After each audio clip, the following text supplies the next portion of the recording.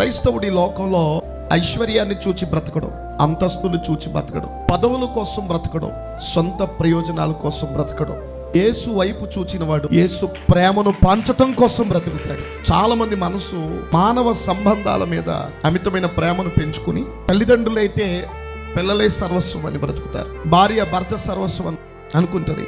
కొందరికి ఇహలోక సంబంధమైనటువంటి అధికారాలు సర్వస్వం అనుకుంటారు. ఒక్కొక్కరు జీవితంలో ఒక్కొక్క దాన్ని ఒక్కొక్క కోణంలో చూచి అమితంగా ప్రేమిస్తూ ఉంటారు, ఇష్టపడుతూ ఉంటారు. కానీ మనుషుడు అభిమానించేవి, ప్రేమించేవి, ఆరాధించేవి మనిషిని అవమానిస్తూనే ఉంటాయి, కించపరుస్తూనే ఉంటాయి, మనిషిని విలువలేని వాడిగా చూస్తూనే ఉంటాయి. ఈ ప్రపంచాన్ని సృష్టించినటువంటి సృష్టికర్త అయినటువంటి దేవునికి గనక మానవుడు విలువనిస్తే దేవుడు ఏం చేస్తాడో తెలుసా?